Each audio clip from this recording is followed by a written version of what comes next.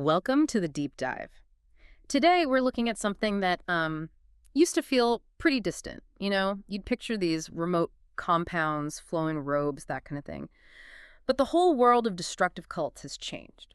We're moving from, say, Jim Jones's jungle fortress right into your social media feed. Yeah, and that question you shared with us, how would someone even start a cult today? It's a brilliant question because the landscape has just completely shifted.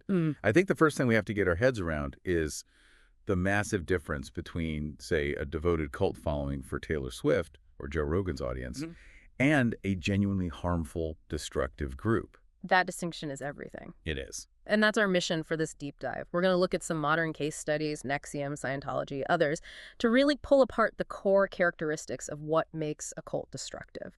We want to find that tipping point, where charisma and influence turn into actual harm and exploitation. Right. And most importantly, give you some really clear, actionable signs to look out for to hopefully avoid these traps. So let's just tackle that first question head on.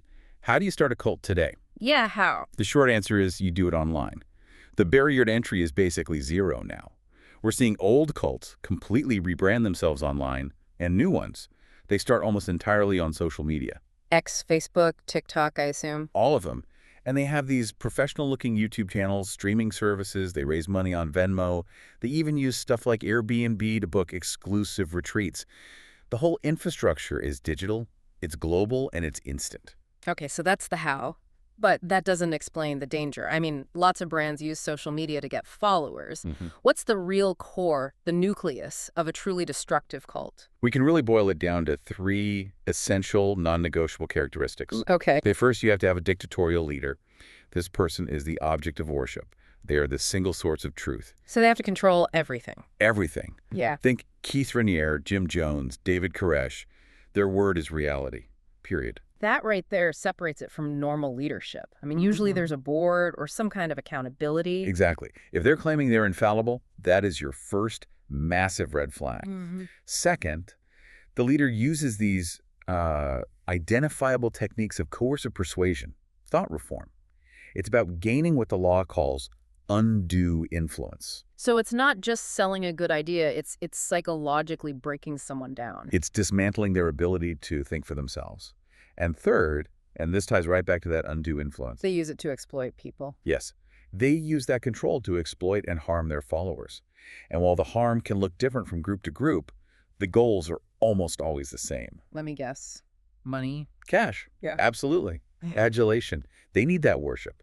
And very often sexual favors. It's not always mass suicide, but the exploitation of time, money, and emotion is constant. Let's go back to that second point, the coercive persuasion. Where's the line? I mean, every great public speaker is persuasive. Where is that tipping point, the switch into thought reform? The switch happens when the leader successfully takes over a follower's critical thinking, their independent decision-making, their values.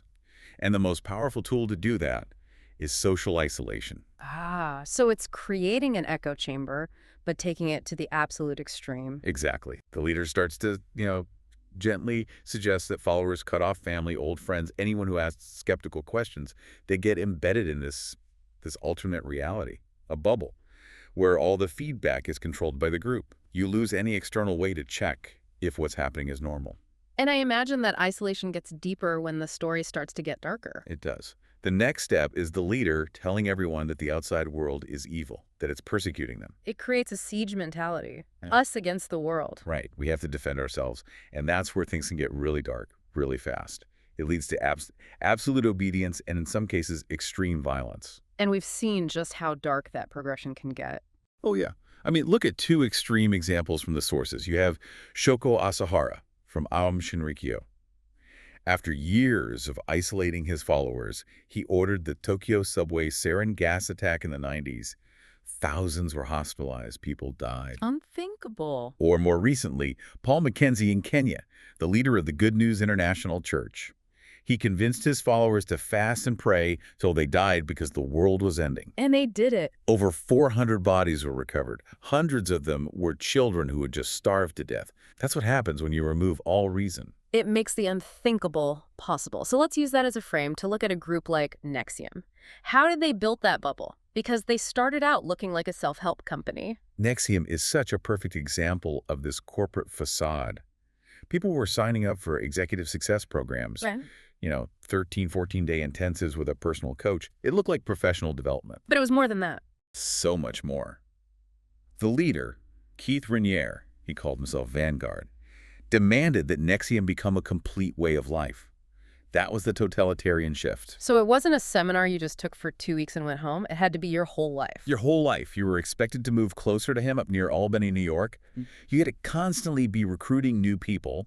And, crucially, you had to cut off anyone who was critical of the group. And they had a label for those people, right? They did. He called them suppressive persons, or SPS, a term he ripped straight out of Scientology. So Rainier wasn't some kind of original genius, like he claimed. Not even close. He was a plagiarist and a complete fraud. The source material is clear. He lied about his background, his intellect. He basically just cobbled together ideas from landmark education from Ayn Rand and a ton of multi-level marketing tactics he learned selling for Amway. Wow. The whole thing looked like corporate mentorship, but the engine underneath was pure control. And that control led to some incredibly dark demands after years of conditioning.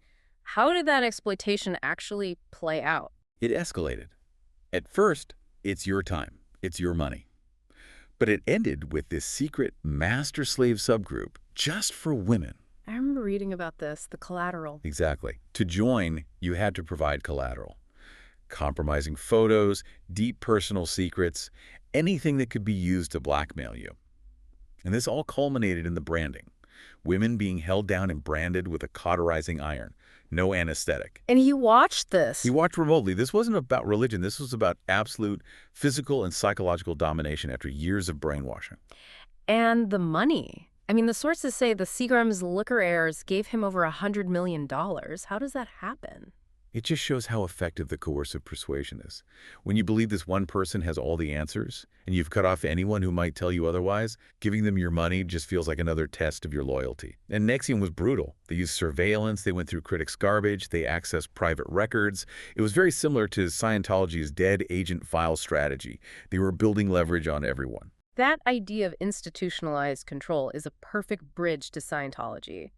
They've been perfecting that collection of leverage for decades. Let's talk about auditing. Right. Auditing is sold as a kind of spiritual counseling.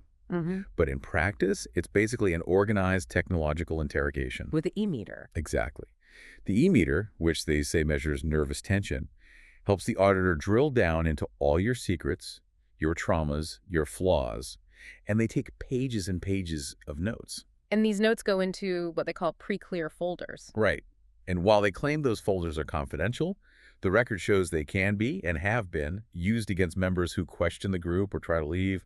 It's institutionalized blackmail, really. And within Scientology, it seems like there's a huge difference in how you're treated depending on who you are. Oh, they're two completely different worlds. You've got the celebrities like Tom Cruise and John Travolta. They get the 5-star treatment at the celebrity centers. They're the public face. And then there's the Sea Org. Then there's the Sea Org, the full-timers. These people sign billion-year contracts. They work insane hours, often for almost no pay.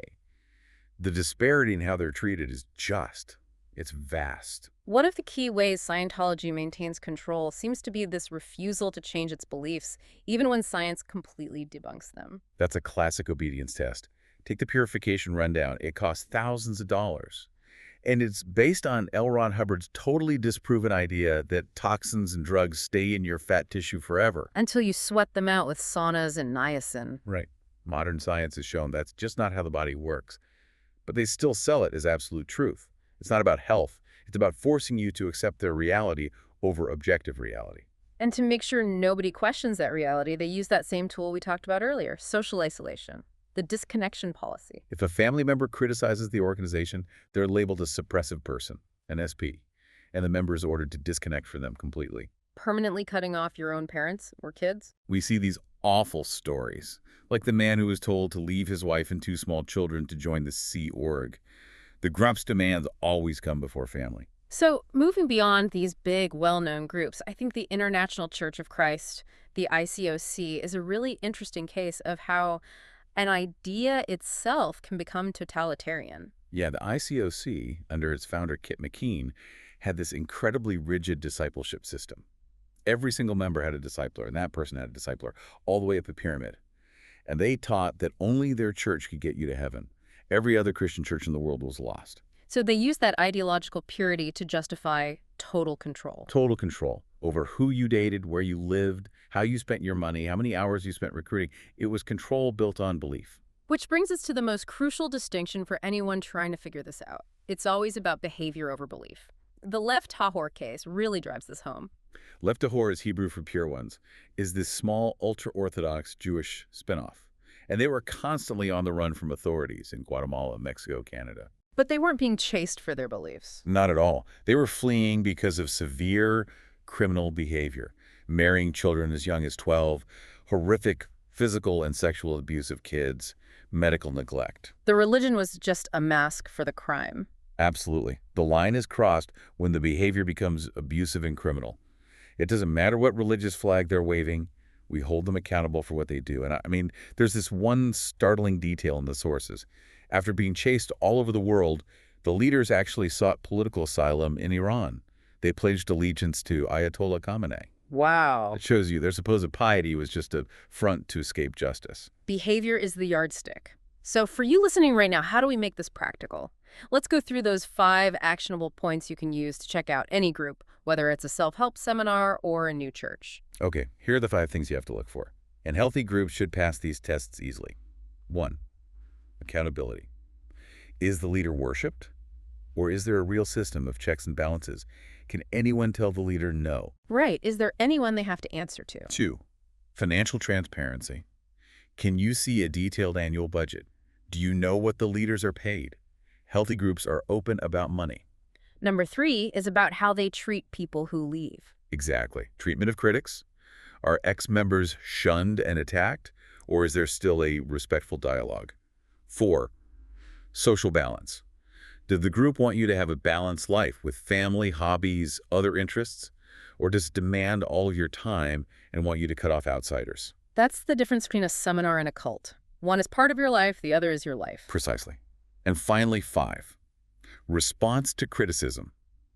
When the leader is criticized, do they attack the person making the claim, or do they respond thoughtfully with facts and documentation? This all makes sense for groups in the real world, but the biggest challenge now is the digital world, where you can be psychologically isolated without ever leaving your house. We have to be so vigilant about these new online dangers, which don't look like old-school cults at all. Take the 764 network. What is that? It's this nihilistic, violent extremist group. They recruit vulnerable kids, usually in gaming communities or on dark forums. So they're targeting kids who are already feeling isolated. Exactly. And they exploit them for self-mutilation, self-harm, sometimes even streaming the abuse live. Yeah. It's a huge challenge for parents because this is all happening under their own roof. If you see your kids suddenly become extremely isolated, sullen, spending all their time secretly online, you have to find out where they're going in that digital world. They can be trapped in a destructive cult without ever leaving their bedroom. It all comes back to that same core warning sign, doesn't it? The demand for total submission, total social isolation, in exchange for some perfect manufactured reality. And we always have to remember that the door in is vulnerability. People get tricked and then trapped when things aren't going well, when they're lonely or hurting or lost. That's when a charismatic leader with all the answers seems so appealing. And I guess we all have our own belief systems, political, spiritual, whatever, that an outsider might call indoctrination. So with that in mind, maybe the real test of a healthy group or a healthy leader isn't just what they believe. Yeah. It's their ability to admit they're wrong, to tolerate people who disagree with them, to move on from ideas that are proven false instead of just demanding more and more obedience. That feels like the ultimate test of character.